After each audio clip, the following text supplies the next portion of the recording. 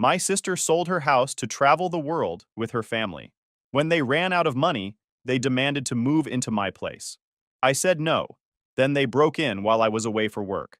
So I let consequences do the work. Hey Reddit. I built a quiet life on my own and kept my family at arm's length for a reason. My sister and my mom didn't like hearing no, and they decided my house was the solution to their problems. It didn't go the way they planned. Before I get into that, here's how it all started. My name's Kaiser. I'm in my early 30s. I work a steady job in operations for a mid-sized company. It's not flashy, but it pays well because I'm reliable, and I don't treat work like a suggestion. I bought my house on my own and paid it off over time. Took years of showing up, skipping dumb purchases, and saying no when other people were saying yes. I don't regret any of it. The house is a modest 3-bedroom in a quiet suburban neighborhood. Driveways, front yards, trimmed hedges. People wave when they pass, but they're not in your business unless something looks off. Someone leaves trash cans out too long, a neighbor notices. Strange car parked overnight, someone notices. It's calm, predictable, and boring in the best way. That's exactly why I live here. I like privacy. I like control. I like knowing that when I get home, nothing has changed unless I changed it. I don't want surprise guests, noise, or other people's problems spilling into my space. I didn't work my way into this house just to feel uncomfortable inside it. My family doesn't really operate on that wavelength. My sister Mia has always been loud, confident, and used to getting her way. Growing up, she was the one who argued until someone gave in. If she wanted something and heard no, she'd just ask again later, louder. She's not subtle, she's not patient, and she's never been great with boundaries. Her husband Neo fits right in. He talks a lot about freedom and not being tied down. He loves saying things like, I don't want to spend my life answering to someone else. He mirrors Mia in arguments and backs her every time, no matter what. If Mia's offended, Neo's offended. If Mia decides something is unfair, Neo explains why it's unfair in paragraph form. Then there are my parents, Lucy and David. Lucy is opinionated and intrusive. She treats family property like shared property and personal space like an inconvenience. When she thinks she's right, she doesn't ask. She informs. David, on the other hand, avoids conflict. He lets Lucy run the conversation and steps in only when it's about to turn into a fight. Even then, it's usually to calm things down, not to take sides. Years ago, Lucy asked for a spare key to my house. Just in case, she said. You never know. I handed it over without much thought. At the time, it didn't seem like a big deal. Parents having a spare key is normal. Life was peaceful and they never used it. I didn't imagine it would ever matter. Then Mia and Neo announced they were selling their house. We were all at my parents' place when they said it. Mia was grinning like she'd already packed. Neo looked proud of himself. We're done with the grind, Mia said. We want to actually live, Neo nodded. I can run my business from anywhere. All I need is my laptop. Lucy's eyes lit up. That sounds exciting, she said. You're so brave. David smiled and added, as long as you've thought it through. Neo waved that off. It's solid. Drop shipping is all online. No overhead. We just need the freedom. I took a sip of water and stayed quiet. Mia noticed. You don't look impressed. I didn't say that, I replied. I just said nothing. She rolled her eyes. You always think too small. Or I think ahead, I said. Neo laughed, like I'd made a joke. You're just used to playing it safe. Safe works, I replied. Lucy jumped in before it could turn into anything. Kaiser, you worry too much. Not everyone wants to live the way you do. I'm not worried, I said. It's your house. And that was true. They weren't asking for my approval. They were announcing a decision. They sold the house quickly. Market was good. Mia talked about how freeing it felt. Neo kept saying this was the start of something big. They shared plans about traveling, short-term rentals, seeing new places. The kids would learn from the world. Lucy loved it. She told everyone how proud she was. David nodded along. I didn't argue. I didn't warn them. I've learned that people like Mia don't hear caution. They hear resistance, and resistance just makes them push harder. Before they left, Mia hugged me and said, Try not to miss us too much. I smirked. I'll manage. Neo clapped me on the shoulder. Maybe one day you'll do something like this. I replied. Maybe one day. Then I went back to my house, parked in my driveway, locked my door, enjoyed the quiet. At that point, it was still their story. I had no intention of being part of it. For the first couple months, Mia and Neo were everywhere online. Every other day there was a photo. Some rental with white walls, a beach in the background, the kids smiling with ice cream. Neo posted captions about working from his laptop, building something real. and how freeing it felt not having an address. Mia reposted everything and added comments about how people get stuck because they're afraid to let go. Lucy forwarded half of it to the family chat with little heart emojis and comments like, "Living the dream." Around month 3, that slowed down. The post didn't stop completely, but the tone changed. Fewer smiling group shots, more cropped photos, more text about adjusting and learning as we go. Neo still talked about the business, but now it was about tweaking ads, switching suppliers, testing new products, always close, never there. I noticed because I noticed patterns, and because Lucy started calling more. "They're just tired," she said once. "Travel isn't easy with kids." I said, "No one said it was." That's when Mia called me. She didn't open with small talk. She never does. "Hey," she said. "Do you have a minute?" "I've got a few," I replied. She sounded annoyed, not panicked, like something was inconveniencing her, not falling apart. "We're still on the road," she said, "but we're thinking ahead." "About what?" "About coming back for a bit." I waited. She hates silence. "Things cost more than we thought," she added. "That's all." "All of what?" She sighed like I was being difficult on purpose. "Flights, rentals, food. Everything adds up." "And the business?" I asked. There was a pause. Not long, but noticeable. "Ads are expensive," she said. "Returns are killing us. Suppliers keep messing things up. Neo's fixing it." Of course he was. "So what's the plan?" I asked. "We just need to reset," she said. "A few weeks, somewhere stable once we're back." I didn't answer right away. She filled the gap. "It wouldn't be a big deal. We'd be out most of the day. The kids are easy." I said, "You're talking about my house." "Well, yeah," she replied, like there wasn't another option. "You've got the space." "How long is a few weeks?" I asked. "Just until things smooth out." "That's not a number." "Kaiser," she said, irritated. "Why are you making this a thing?" "Because it is a thing," I replied. "What's the income situation?" Neo's voice came through faintly on her end, saying something I couldn't make out. "It's uneven," Mia said, "but it's getting there." "Enough to cover rent somewhere?" I asked. "We're not trying to sign a lease right now," she said quickly. "That defeats the point." "What about school?" I asked. "The kids aren't on vacation forever." Another pause. "We'll figure that out when we get back," she said. "And the timeline?" I asked. "When are you coming back?" "Soon," she said. "Why does it matter?" "Because you're asking to stay in my house," I said. "Details matter." She exhaled sharply. "You're acting like we're asking for something crazy." "You are," I said calmly. Her tone shifted. "Wow. Mia," I continued, "I'm not having 4 extra people move into my house." "It's temporary," she snapped. "So is food poisoning," I said. "Still not interested." She laughed, but there was no humor in it. "You're really saying no?" "Yes." There was a beat where she seemed to process that. "You're serious?" "Very." "So you're just leaving us to figure it out?" she said. "With kids?" "I'm saying you can't stay at my place," I replied. "Those aren't the same thing." She didn't like that distinction. "I thought family helped each other," she said. "They do," I replied, in reasonable ways. "So what? You just don't care?" she asked. "I care enough to not pretend this is a good idea," I said. She started talking faster. "We're not asking to move in forever. We just need somewhere to land." "You're being dramatic," I cut in. "I'm being clear.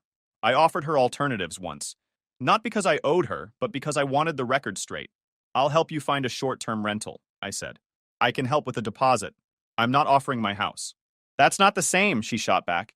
"It's the only option I'm offering." Her irritation turned sharp. "You've always been like this. Everything has to be your way."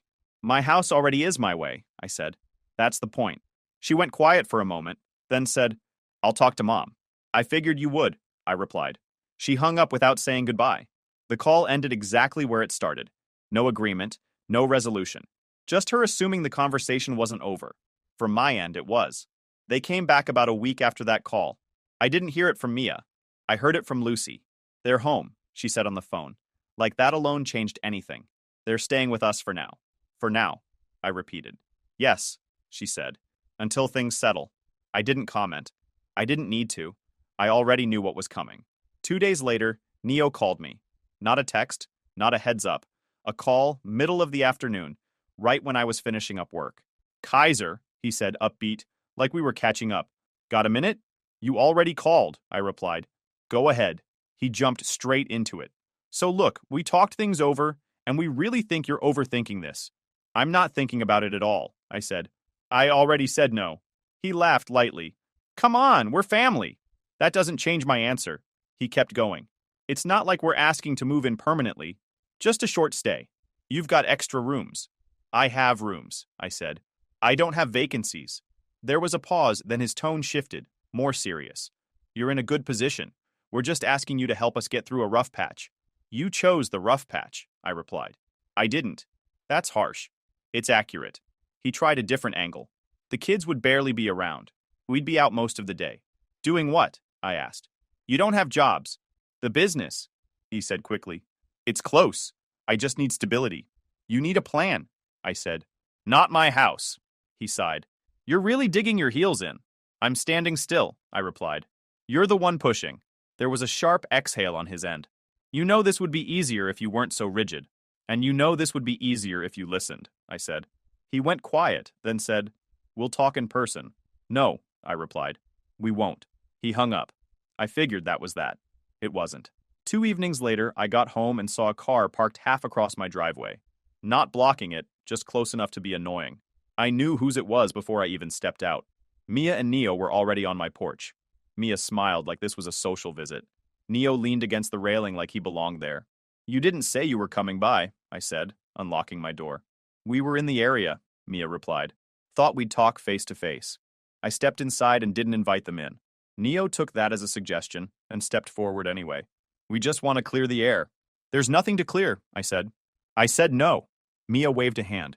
You always say things like that at first. At first? I repeated. She shrugged. You warm up. Neo nodded. Once you actually see the situation. I see it, I said. You're not staying here. They exchanged a look, like I was missing something obvious. Mia stepped closer. Kaiser, don't do this. We're already back. The kids are tired. Mom's place is cramped. That's not my problem, I said. Neo jumped in. You've got space you're not even using. I'm using it, I replied.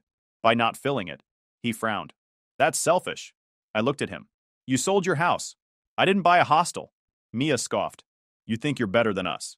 I think I'm not responsible for your decisions, I said. She crossed her arms. So you're really going to turn your back on us? I'm going to close my door, I replied. Which I'm doing now. Neo's tone hardened. You don't have to be like this. I do, I said. It's my house. Mia's face changed. The smile dropped. You've always been like this, she snapped. Cold, controlling. You act like you're above everyone. I act like this place belongs to me, I said. Because it does. She laughed, sharp and ugly. Wow, so this is who you are. This has always been who I am, I replied. You just didn't need anything before. Neo stepped forward again, closer this time. We're not leaving until we finish this conversation. I met his eyes. You finished it when you showed up uninvited. Mia raised her voice. You can't just shut us out. I didn't raise mine. Watch me. She stared at me like she couldn't believe what she was hearing. You're unbelievable, she said. Mom was right about you. I'm sure she was, I replied. Neo shook his head. This didn't have to be a fight. It's not, I said. It's a boundary. Mia snapped back. You're an asshole. Maybe, I said. You're still not staying here. There was a long, tense pause. Cars passed. A neighbor across the street slowed down just enough to notice. Mia grabbed Neo's arm. Let's go. He's not worth it. Neo hesitated, then stepped back. We're not done, he said. We are, I replied. They walked back to their car. Mia slammed the door hard enough to echo down the street. I went inside and locked mine. I didn't feel bad. I felt confirmed. They weren't asking anymore. They were testing, and they weren't done pushing. I made a note to myself to stop assuming no would be enough. Mia didn't waste time after that. By the next morning, Lucy was on my phone. You embarrassed your sister, she said, not even pretending to open politely. I answered my door, I replied. What happened after that was honor. You know exactly what I mean, Lucy snapped. They're struggling, and you slammed the door in their faces. I told them no, I said. Twice. Showing up doesn't change it. Lucy huffed. You've got a whole house to yourself. Meanwhile, they're crammed in here with kids. That's not right. It's not my situation to fix, I said. She ignored that. Family doesn't lock family out. I locked my door, I replied. Not the bloodline. David's voice came faintly through the phone. Lucy, maybe... She cut him off. No, he needs to hear this. I let her talk. You've always been rigid, she continued. Everything has to be your way. This house has made you selfish. The house didn't make me anything, I said. It just belongs to me. She laughed, sharp and dismissive. Don't start that again. You wouldn't even notice them being there. I would, I said. That's why I said no. She changed tactics. You're going out of town next week, right? I paused. For work. Yes. See? She said, triumphant. You won't even be home. This wouldn't affect you at all. It affects me because it's my house, I said. And I'm not discussing this again. You can't seriously expect me to watch my daughter struggle when you have all that space sitting empty, she said. I expect you not to volunteer my house, I replied. She went quiet for a second, then said, We'll see. The call ended there. No goodbye. That afternoon, I went back to work and didn't think much more about it. I had deadlines, meetings, normal problems, the kind you can actually solve. Mia, on the other hand, was apparently not done. According to Mrs. Robinson, she showed up around mid-morning. I wasn't home. My car wasn't in the driveway. That didn't stop her. She knocked hard. Not polite taps, full knuckle knocking like the door owed her money. Then she started calling out my name. She knocked again. Louder. That's when Mrs. Robinson's front door creaked open. If you don't know Mrs. Robinson, picture someone who looks like she's been unimpressed since the 1970s. She's hunched over, walks with a cane, and moves at a speed that suggests she has nowhere to be and no interest in rushing. She also hears everything. Mia kept knocking. Mrs. Robinson took her time crossing the small gap between the houses. Cane tapping on the sidewalk. Slow. Deliberate. Mia turned when she heard it and rolled her eyes. Yes? She said, like she was already annoyed. Mrs. Robinson looked her up and down, paused, and said, Could you please shut the fuck up? Mia blinked. Excuse me? You heard me, Mrs. Robinson said. This isn't your house. Stop yelling. Stay out of this, Mia snapped.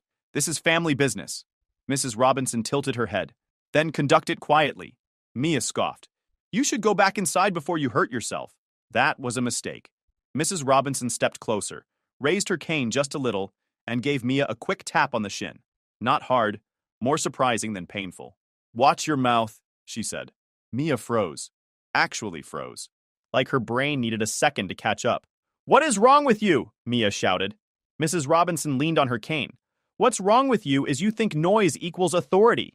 Mia sputtered, looked around, realized a couple of other neighbors were watching now, and backed off. This isn't over, she said. Mrs. Robinson nodded. It never is. Mia stormed back to her car and peeled out of the driveway a little harder than necessary. That evening, when I got home, Mrs. Robinson was outside watering her plants. She looked up. Your sister came by. I figured, I said.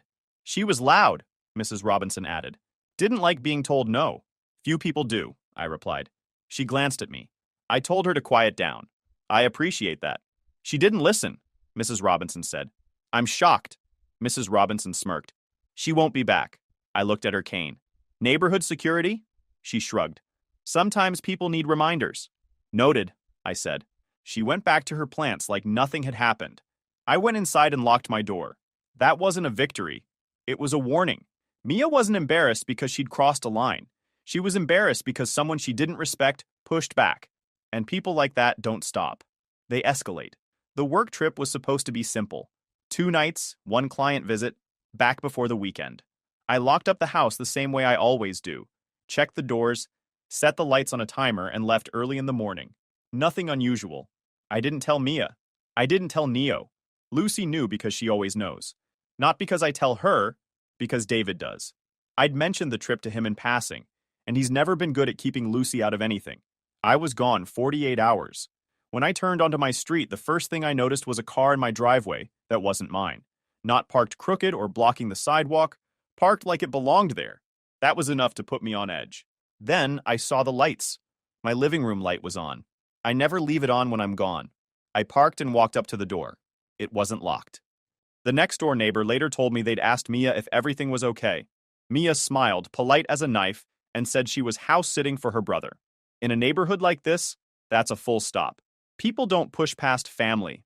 They don't want to be the person who accuses someone's sister of breaking in, so they watched instead. I stood there for a second, hand on the handle, already knowing what I was going to see. The door opened easily. The house didn't look broken into. It looked occupied. Shoes lined up by the entry. Backpacks leaning against the wall. A jacket draped over the chair I used to dump mail. The smell of someone else's food in the air. My couch cushions were shifted, like people had been using them all day. Voices came from the kitchen. Mia was at the counter. The kids were sitting at the table with tablets. Neo was on my dining table with his laptop open, earbuds in, typing like he was at a cafe. Nobody looked surprised to see me. Mia smiled first. Hey, I closed the door behind me. Get your things and leave. Neo pulled one earbud out. Let's talk for a second. No, I said. You're done here. Mia rolled her eyes. Relax. We just needed a place to land. You broke into my house, I said. She scoffed. Don't be dramatic. Mom gave me the key. That was confirmation, not explanation. I told you no, I said. Multiple times. And we told you we needed help, she replied. You weren't listening. Neo stood up from the table. Man, you're never even here. You're gone all the time. That's not an invitation, I said. They started talking over each other. How the kids were tired. How Lucy's place was cramped.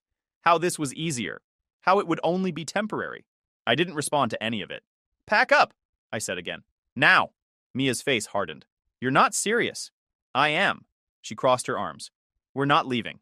Neo nodded along, suddenly confident. You don't need to make a scene. This isn't a scene, I said. It's trespassing. Neo laughed. Come on. This is a family issue. You stopped being family the moment you let yourselves in, I replied. At that point, a neighbor wandered past the open front window and waved at Mia like she belonged there. That's when I realized how this looked from the outside. They had been there long enough to normalize it. I stepped into the kitchen and called Lucy. She answered immediately, like she'd been waiting. You gave her the key, I said. I did, Lucy replied. Someone needed to be reasonable. You don't own my house. I'm your mother, she snapped. I'm not going to watch my daughter suffer while you sit in an empty home. It's not empty, I said. I live here. She dismissed that. You're barely around. This wouldn't affect you. It affects me because you crossed a line, I said. She scoffed. You'll calm down once you think about it. I'm calm now, I said. They're leaving. She hung up. Neo stepped closer. You really want to do this? I already am, I said. He smirked. You're going to call the cops on your own family? If you don't leave, I said. Yes. Mia stared at me like she didn't recognize me anymore. You wouldn't. I took my phone out. Try me. They didn't move. I made the call. When help arrived, everything changed tone fast. Mia started crying. Neo went quiet. The kids clung to her. The story shifted from confidence to outrage.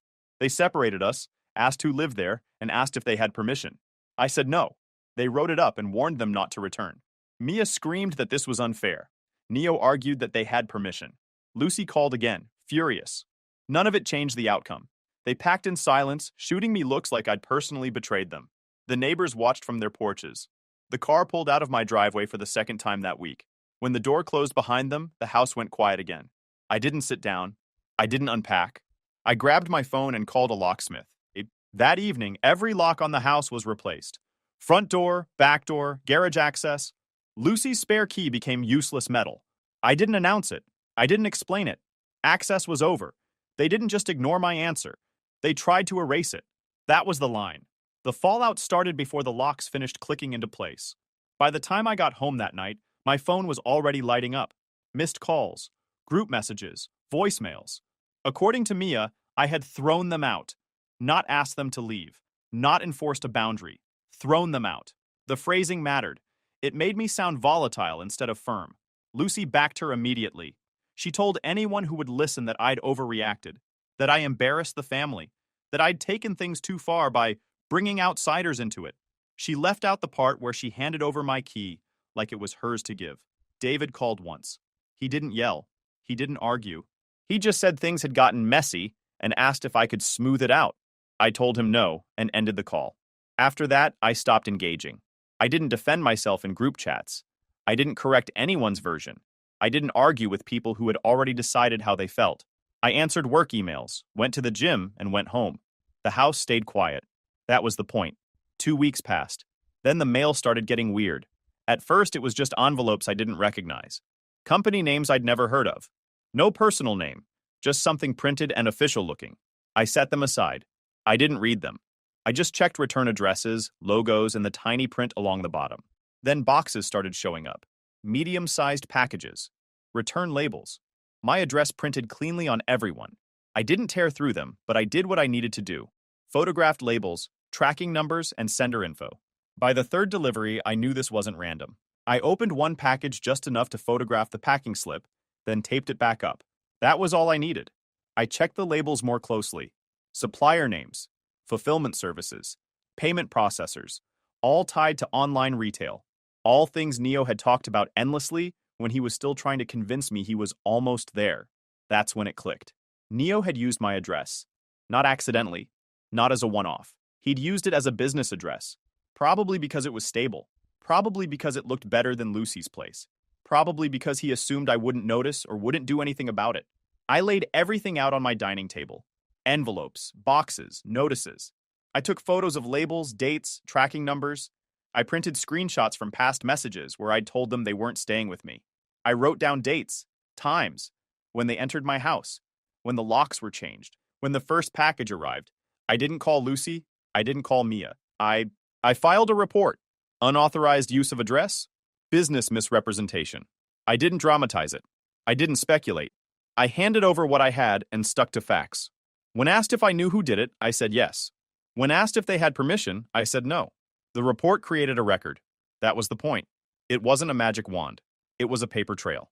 After that, I did the boring part. I took the paperwork to my local post office, asked them to flag my address, and started refusing anything tied to a business name that wasn't mine.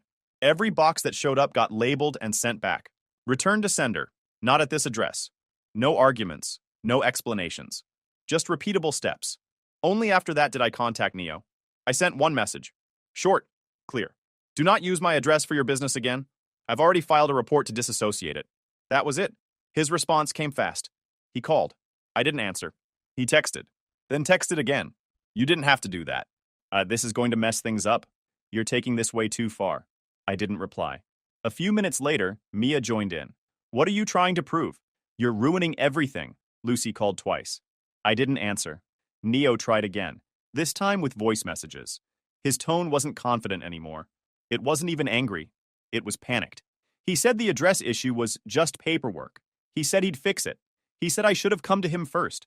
I had, multiple times. He just hadn't listened. Over the next few weeks, the situation stopped being loud and started being inconvenient for them, which is what consequences usually look like. Then the verification started. Slow, repetitive, and bureaucratic. Neo sent one last message accusing me of choosing rules over family. I blocked him. Lucy left a voicemail saying she couldn't believe I'd do this to them, that Neo was just trying to provide, that I was being cold. I didn't call back. David texted once more, shorter this time. He said he hadn't realized Neo had tied anything official to my address. He didn't apologize. He didn't need to. The pressure stopped after that. The house stayed quiet. No more packages, no more knocks, no more just checking in calls. They hadn't stopped because they were confused. They'd stopped because the door finally closed in a way they couldn't push open. What they did after that wasn't my concern. My name wasn't attached to their mess anymore. My address wasn't either. That was the difference between noise and consequence. And for the first time since they sold their house, the problem wasn't hovering at my doorstep. It was contained. The contact didn't come all at once. It came spaced out, calm, professional, and unmistakably serious. The first was a verification notice from a payment processor. Wrong address, confirm business location, call this number. I called. They asked whether a business operated out of my address. I told them no and gave them the report number. The call ended politely in under 2 minutes. The next was a supplier following up on returned inventory. Same response. Same result. Then a third. Then a fourth. Different companies, same questions. Every time I pointed them to the same place. Every time the tone shifted from routine verification to quiet concern. No one argued. No one pushed back. The report did its job. Over the next few weeks, the flow slowed. Then it stopped. What didn't stop, at least not immediately, was Neo. He didn't reach out directly anymore. He knew better by then. Instead, the updates filtered through Lucy. According to her, Neo's accounts were having issues. Their ads weren't running. Funds were being held. Suppliers were asking for verification he couldn't provide. Platforms wanted proof of address, proof of operation, proof of legitimacy. All things that mattered when you tried to look like a real business. Without my address, the whole setup fell apart. Not explosively. Quietly. No dramatic shutdown. No final announcement. Just suspended accounts, delayed payouts, and emails that stopped getting answered. The kind of ending that doesn't give you a villain's speech. Just an empty inbox and no way forward. Lucy showed up at my door a few days later. I didn't invite her in. She stood on the porch with her arms crossed, already annoyed. You went too far, she said. I protected myself, I replied. You ruined Neo, she snapped. Everything he worked on is gone. That's not my responsibility, I said. Using my address without permission was a risk. I removed myself from it. You could have talked to us, she said. I did, I replied. Repeatedly. She shook her head like she was disappointed in me. You chose paperwork over family. I chose consequences over chaos, I said. She scoffed. They were just trying to get back on their feet. They were trying to anchor themselves to my life, I said. I didn't agree to that. Lucy opened her mouth to argue, then closed it. For once, she didn't have a comeback ready. She looked past me into the house, like she was measuring the space she thought she had a claim to. You've changed, she said finally. No, I replied. You're just hearing no without a delay. She left without another word. That night, David called. His voice was different this time, slower, less defensive. I didn't realize how serious it was, he said. The address thing. It doesn't look serious until it is, I replied. He sighed. If that had gone wrong, it would have followed you. Not them. Yes, I said. I should have stepped in earlier, he admitted. I didn't argue. I didn't need the apology spelled out. The shift was enough. After that, the pressure stopped. No more calls asking me to reconsider. No more messages trying to reframe what happened. Lucy still thought I'd been harsh, but even she stopped pushing. David didn't bring it up again. Mia went silent. Neo disappeared entirely. I didn't block Mia. I didn't need to. She stopped reaching out once it was clear there was nothing left to negotiate. The relationship didn't end in a fight. It just ran out of access. The house settled back into its old rhythm. No strange packages, no unfamiliar cars, no voices that didn't belong. I came home, unlocked my door, and everything was where I left it. The furniture stayed put. The silence stayed quiet. Mrs. Robinson nodded at me from her porch one evening and said nothing. That was her way of approving. Weeks passed. Work stayed steady. My routine held. The neighborhood went back to minding its own business. Whatever problems Mia and Neo were dealing with stayed off my doorstep, where they belonged. Every now and then, I heard bits and pieces through other people. Neo was rethinking his approach. Mia was laying low. Lucy said it was all a misunderstanding that got out of hand. I didn't correct her. I didn't overreact. I didn't escalate for fun. I didn't make it public. I didn't gloat. I enforced a boundary that should have been respected the first time. They didn't lose a house because of me. They didn't lose a business because of me. They lost access because they abused it. Everything that followed came from that choice. There's a difference between helping and enabling, between family and obligation, between generosity and surrender. I learned that early. They learned it late. I sleep better now. Not because everything worked out, but because my life stayed mine. A few months passed without anything new happening, which was exactly how I wanted it. No surprise mail. No unfamiliar cars slowing near my driveway. No messages that started with, "We just need to talk." The locks held. The quiet stayed put. My house went back to being what it was before anyone decided it was a solution to their problems. Lucy and I spoke less. When we did, it stayed surface level. Weather, work. Nothing about Mia. Nothing about Neo. She never apologized, and I never asked for one. Some people don't apologize. They just stop pushing when they realize they've lost leverage. David checked in once in a while. Short calls, no pressure, no advice, just acknowledgement that things were what they were. That was enough. Mia and Neo faded out of my life without a formal ending. No big fallout conversation, no final argument, just distance that never closed again. I heard through relatives that they moved around for a bit, then settled somewhere temporary. Neo was working on something new. Mia was focusing on the kids. The words changed, but the pattern stayed familiar. None of it involved me. The neighborhood stayed the same. Mrs. Robinson kept her schedule. Same slow walks, same cane tapping against the sidewalk.